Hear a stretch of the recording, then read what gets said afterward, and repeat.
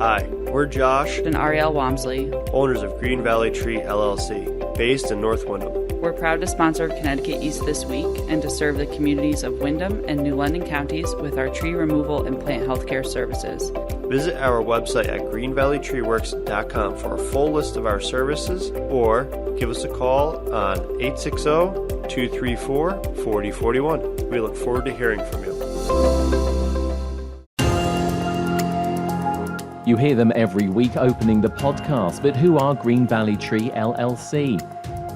We talk to Josh and Arielle Walmsley, our sponsor, in a candid conversation about working together and the business they're in. Plus, we take a look at other stories making the headlines from around the region. This is Connecticut East This Week.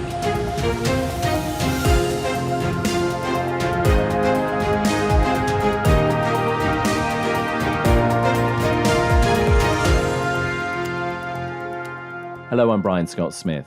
Many podcasts you listen to are only possible with the financial support of advertisers or sponsors, and Connecticut East This Week is no different. Since almost the beginning of this podcast, we've been lucky to have the support of Green Valley Tree LLC, an Eastern Connecticut company based in North Windham. You might consider it a little indulgent of us to have our sponsor on this week, but without them, we wouldn't be able to bring you the news stories that mean something to you. So joining us on the podcast are our sponsors. They've been sponsoring us for a long time. It's the first time we've actually had them on the podcast, and that is Josh and Arielle Walmsley of Green Valley Tree LLC. To you both, thank you for coming on finally. You're both busy people. Thanks for having us. Yeah, appreciate it. Thank you, Brian. So tell us a little bit about Green Valley Tree, because people hear every week on the podcast before it opens your dulcet tones, and then there's another little advert, and they're probably thinking, hey, sounds like a great company. So tell us a little bit about it, Arielle. How did it all start? We started in 2015, and Josh was looking to get out of the line clearance world and more into caring for trees instead of just kind of doing roadside trimming and cutting things down. And that's pretty much where it began. So, Josh, tell us your bit of this as well, because it is a husband and wife team, and it is very much a husband and wife team. I mean, you're more, the tree climber, and Arielle is sort of like back of house, as it were. But tell us, a little bit about your part in this. Yeah, actually, no, Arielle does all the climbing. I do the desk work, and we like to keep it that way. Yeah, so with everything that we do, I guess for a long time, I really was the face of the company, out talking, doing the sales, doing the climbing and equipment repair. I mean, everything. For the longest time, we were very small. She was going to school full time, and we had just bought the house and quit my job 2 weeks afterwards, and we just kind of jumped in. I say we because there really was no choice. It's kind of give her a call today. We're doing this. I was going to say to you, I mean, it's a tough gig. I mean, this is not an easy business to be in. I mean, just having business generally it's hard because you're never sort of really off work, are you? And, you've got the small business, which has grown and grown and grown. You're both incredibly busy people. What would you say to people who are listening to this, if they're thinking of starting their own business? Because, you're both very successful at it. But like I said, it takes a lot of hard work. You have to have extremely thick skin. If you're not willing to deal with the ride, I mean, even us being husband and wife, I mean, the personal side of it, when you butt heads on what's going on and dealing with customers and competitors, if you can't see where you want to be in your goal and stick to those points for what you want to sell, for us is quality and customer service. That's what we strive for, and that is, for me, what sets us apart. So you have to have a very strong work drive and realize that it is going to take a lot of effort to do it properly. And Arielle, I mean, working with your husband, I mean, like Josh just said, occasionally you're going to butt heads, etc. But I mean, how easy is it to turn off at the end of the day? I mean, do you both still take work home with you, or it's can you switch off? It's basically impossible. I would say, is there a turn off? Yeah, I mean, so Josh is, if you ever meet him, he's somebody that does not come with an off switch at all. So it doesn't matter if we were doing this or something else. It just doesn't turn off because this is what he wants to be doing. For me, I have an undergrad degree and I have a master's degree, and I went to school, for 7 years because I wanted a 9-to-5, and here I am with the polar opposite of that, which is okay. Now we're finally getting to a point where it doesn't run us, we run it, which has been nice.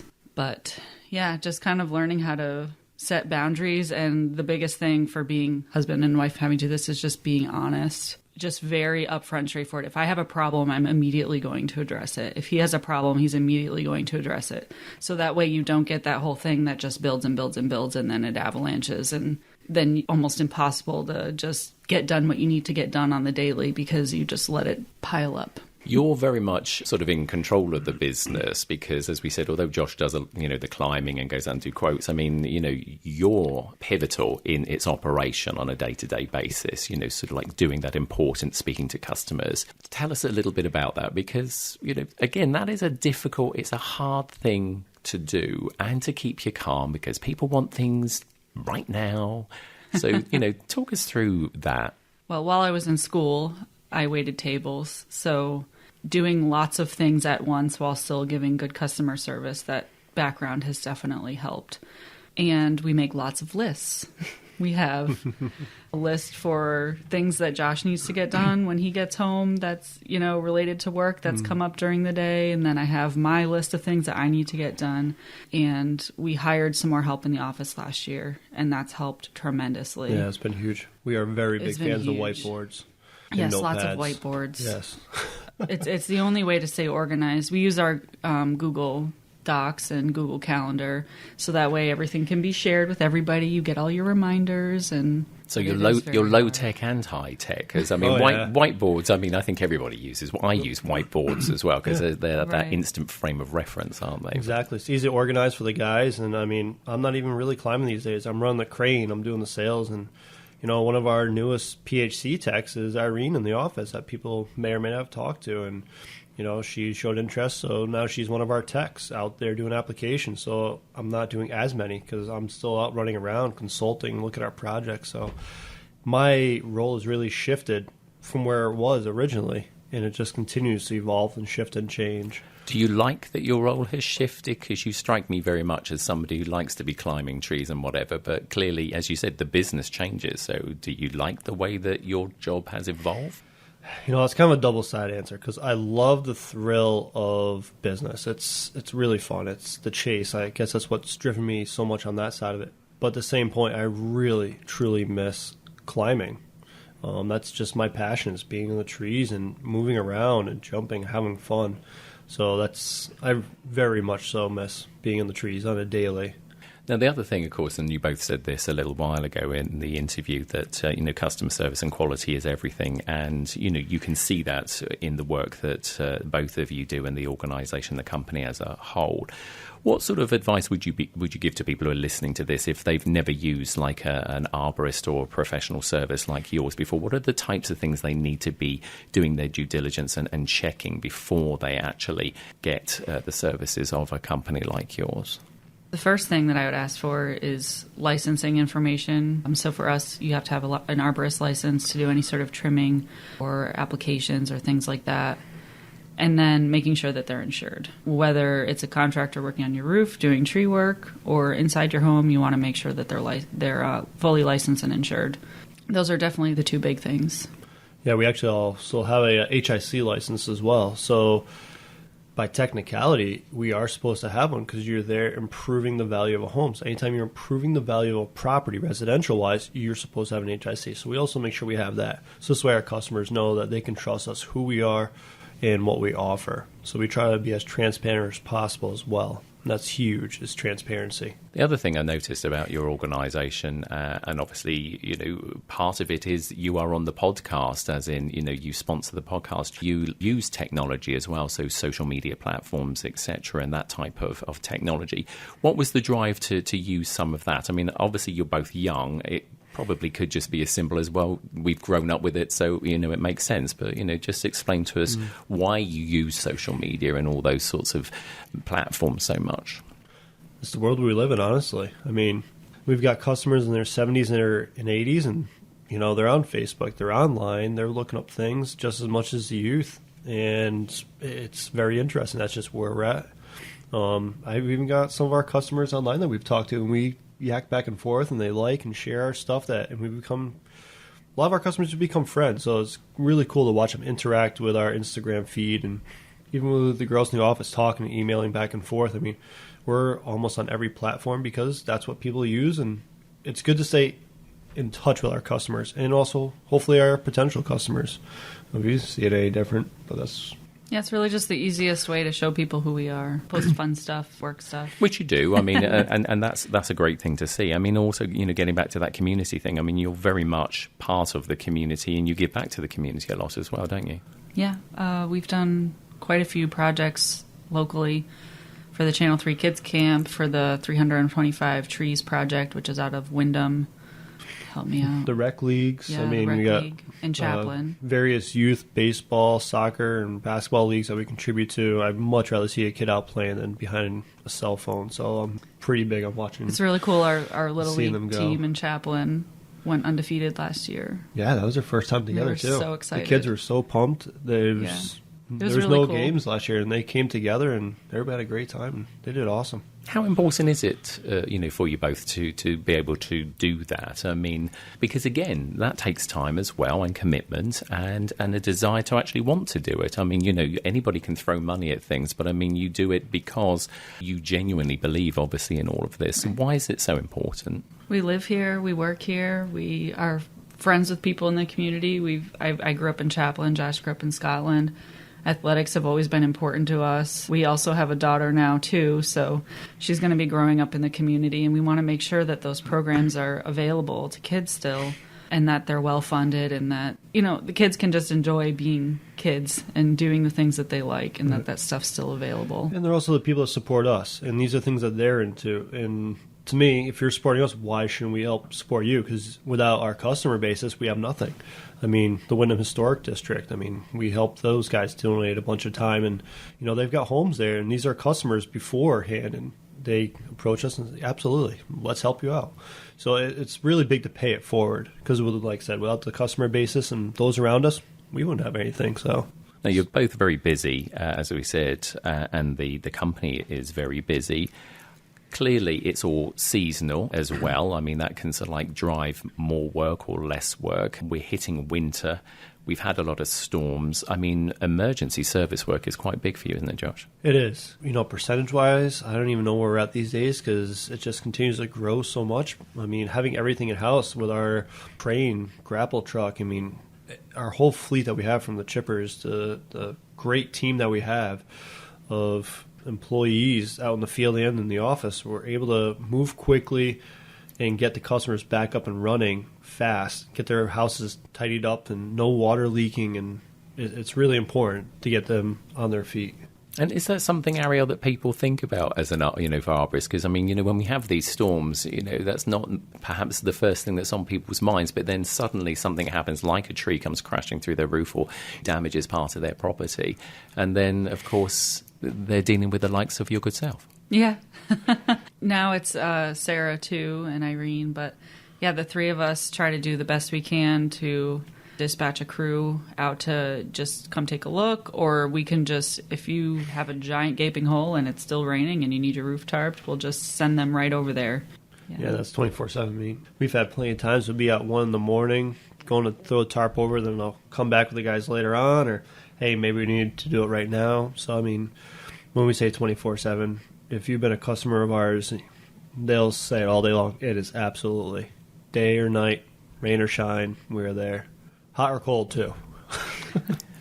And as we said, obviously winter as well, not just the storms, but, winter preparation. Talk to us a little bit about that, because I think people don't always think too much about their yards and obviously like the trees and the plants that they have on their yards. But, winter preparation is absolutely essential, isn't it? It really is. I mean, we're seeing such a change in our ecosystem. It's crazy watching from our pine trees. We have a plethora of disease and insects affecting them. So are they healthy? Make sure you look around your yard. One of my oaks and maples, what are they looking like? Do I have any dead ash trees that if New England decides to come in, because we all know it's quite the roller coaster, are they going to be safe? Make sure they're healthy and keep them going for the landscape, because not only is it for safety, but also the value of your home.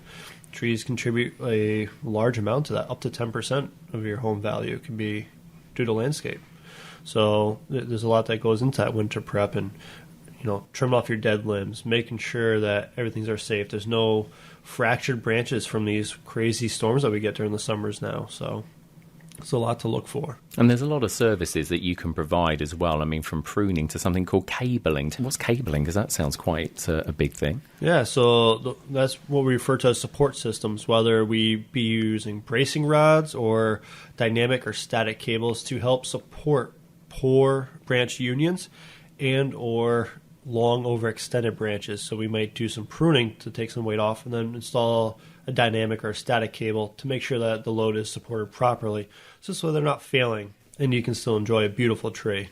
And I suppose that's, just in case there's a lot of sort of snow. And, of course, when we get the snow turn to ice and then it's like it builds up. Exactly. I mean, that's ultimately could, really do some serious damage to a tree. Absolutely. Yep. And, I've seen numerous pictures throughout seminars and classes over the years. And we look at orchards properly pruned, then the snow load, and then you look at the other half that's improperly pruned, and it's just devastating. So a properly pruned and maintained tree, and pruning done correctly, I can't stress that enough, because disease can easily be transferred from a tool that was on a bad tree that had a disease to a perfectly healthy tree. Next thing you know, you're going to infect it. You will literally inoculate it. So having things done properly is huge. That's as easy as asking for the arborist license and make sure the salesman that comes out is an arborist. All you got to do is ask for that license number if they are the holder for that license. If not, well, you've all heard the saying, just because you've done something forever doesn't mean you're doing it properly. And, we're just being absolutely crystal clear here. Some of this work isn't cheap for good reason, because, some of it involves some pretty hefty equipment. And so should people, Arielle, I mean, shop around as well? Because I'm guessing prices can vary a little bit as well. Right. It's always good to get 3 quotes if you're hiring contractors. I mean, we do that. Obviously we're not looking for tree work quotes, but any kind of contractor that we're hiring, it gives you a good range. And then the other important part is to make sure that you're comparing apples to apples, that all 3 of your quotes are including the same type of work being done. Sometimes a customer will choose to go with somebody that has a cheaper price, and we'll notice that the scope of work wasn't the same. Maybe they want their wood left on site because they found somebody that wants to burn it. And sometimes we do go back and forth with customers where they decide, hey, this quote isn't exactly like the other ones I got. Can I change it so that it reads, wood left on site, and how much money would that save me? And then, you do get what you pay for. There's a lot of time and money that goes into the licensing that we have. Our insurance is excellent. We switched insurance companies 2 years ago, and we're paying more in insurance, but we are better covered and our customers are better covered should, God forbid, something go wrong. So having that insurance is incredibly important in making sure that the insurance is properly covering you. But I would say those are the main things, making sure that your quotes are all having the same scope of work on them, making sure that their insurance is up to date and accurate. Even the equipment that's showing up, is the equipment safe? Right, or, is it going to... What are they showing up with? Is it going to leak oil all over your driveway, or not? That kind of thing. I mean, not to say that our stuff is brand new. We just are very, very heavy on maintenance and making sure that things are being taken care of so that they do last. The big one on that, too, is, this is a labor industry, and it doesn't matter if you're talking roofers, carpenters, or construction.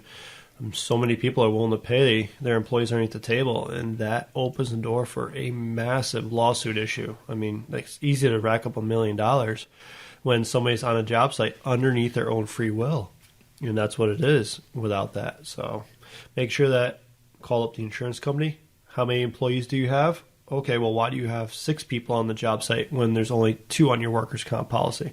I want them off my property. And that's very big in the world that we live in. So the other thing I want to talk to you about as well, obviously deer, we like wildlife, but wildlife doesn't always, sort of like do good things to the plants, and deer obviously are a particular problem. You've got a service that you guys provide called Deer Prevention Spraying. Tell us a little bit about it, Josh. Yeah, so we can go around and make sure that your plants are safe come wintertime, essentially. So we're able to spray the trees with the product that we use, and it stays there for anywhere between 3 and 6 months. I mean, we've had feedback where customers even say 7 months long, right into beginning of summer. It works phenomenal, and that's a great way to protect your investment in your landscape. If you want to see deer, by all means, you can put out other feeders, throw some acorns, but you don't want to lose your trees. I mean, they're privacy. They're an investment that you've already paid money to have installed, or even maybe that's your passion that you want to protect, and you've taken the time to prune, or maybe it's your grams or something like that. Yeah, because, they can do a lot of damage, can't they? Especially if it gets a really hard winter and they're desperate for food. They'll just go looking anywhere for it. Oh, they will. You can look out. Arborvitaes, is the one big thing, and roadies, you always see them at. And they will. They'll stand right up on their legs, and they'll reach 6 feet up and keep chowing down. As we approach winter, obviously things are starting to close down. The trees, obviously, it's like going into hibernation depending on, obviously, what type of trees they are. But let's quickly talk about diseases and pests, because they are a big issue here in New England. Obviously, we've had the lanternfly, we've had the gypsy moth. But one of the new things that has been hitting all the headlines is beech leaf disease. Tell us a little bit about that, because although it's not so much of a problem now as we're, as I say, heading into winter, it's going to be something that's going to rear its head, from spring onwards. Yeah, so beech leaf started popping up in Connecticut. I believe it was last spring. That's when I had first seen it. So we actually contacted the Agricultural Experiment Station, started discussing with those guys, and it's turned to a very big issue pretty much from that point on. We were actually trying to figure out what was going on with the tree at a property, and we got an email, and then boom, I was like, whoa, wait a minute, this ain't good. And so for the past year and change, DEP, numerous organizations in the agricultural world have been trying to figure out what can we do to prevent this. It's very fast moving. It's easy to see on the leaves due to the striations that it leaves, the coloring. It's going to change the landscape once again, just another pest and disease moving in. And unfortunately, it's not the only thing that beech trees suffer from. We've had beech bark disease as well, and obviously there's other things that happen. So I suppose the best advice for people is, come spring, once the leaves start coming back out again, if they notice anything odd, contact an organisation like Green Valley Tree and have you come over maybe until I can see what the situation is. Because although I understand that there are no actual fixes, as it were, at the moment. I'm guessing there's still things that you might be able to advise people about in a sort of a management type of way. Yeah, there's plenty of things to do to be preventative and make sure your tree is as healthy as possible, especially when we're talking about beech trees. They are sensitive species. From, like you said, beech bark disease, phytophthora, just the environment in general, they can be very sensitive to. So make sure that the health, the soil nutrition is there, and doing things as organically as possible is huge, because then it lasts much longer. So there's a number of things in our kit that we can use to ensure that they stay as healthy and in good vigor. Arielle and Josh, thanks obviously for your continued support of the podcast, and it's been great talking to you. Thank you very much. Thanks, Brian. Appreciate it. And if you're interested in becoming a sponsor of this podcast or advertising on it, then get in touch by visiting our website at connecticut-east.com or contact us through our various social media platforms.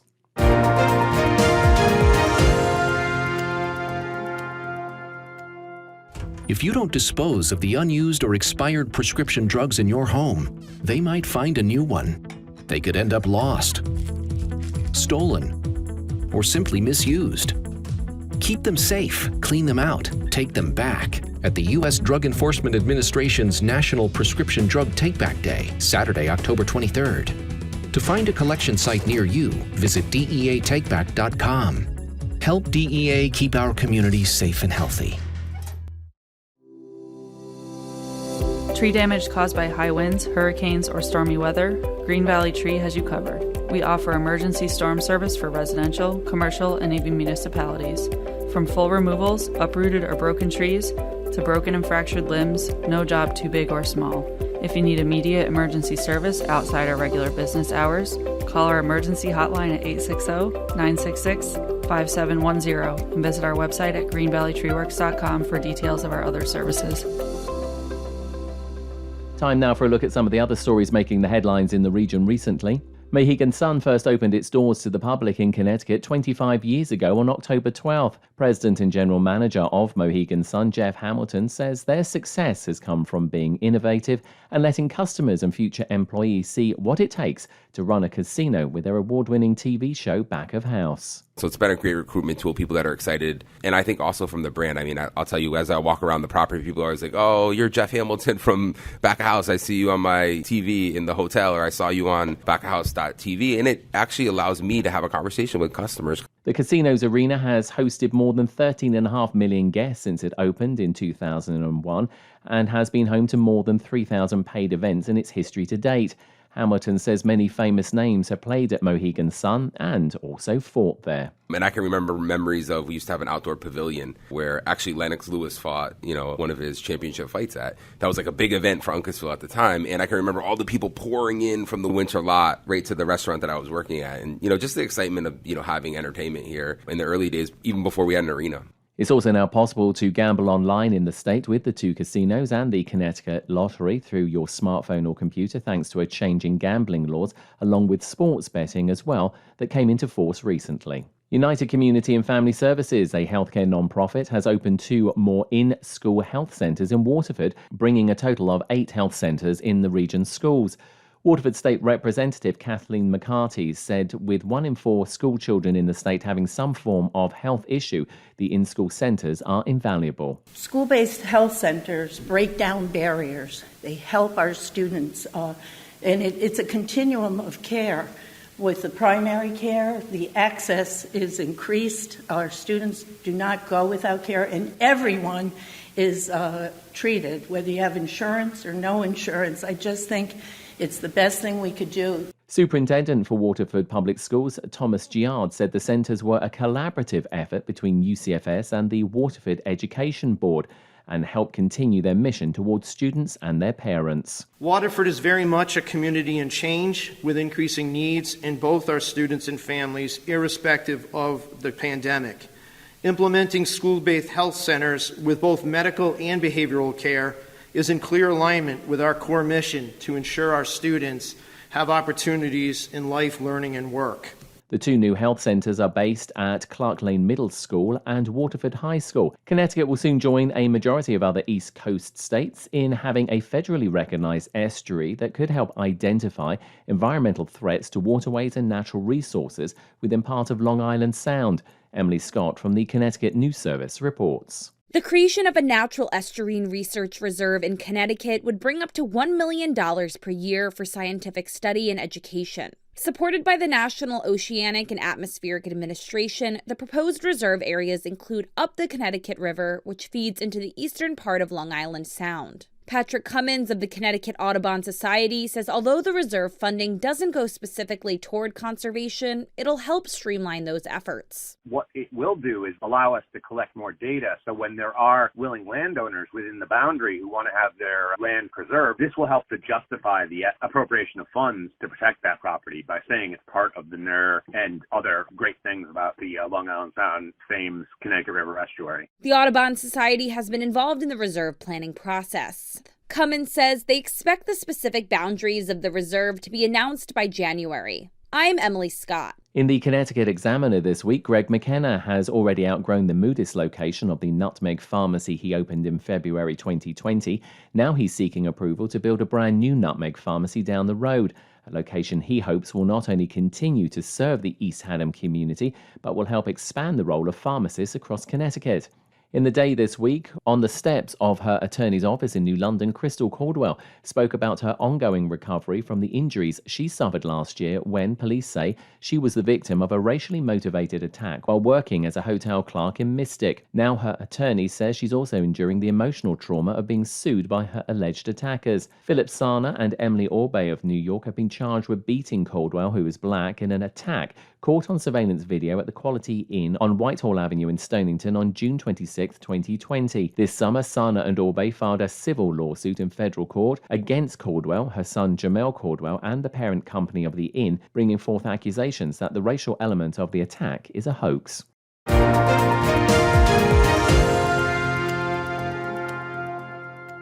That's all from us for this edition. Do send us your questions and story ideas to the show via our website at connecticut-east.com or Facebook or Twitter at Connecticut East and on Instagram at Connecticut East This Week. And you can listen to the show again on our social platforms on demand. And please like, follow and share on your social media too. I'm Brian Scott Smith. Thank you for listening.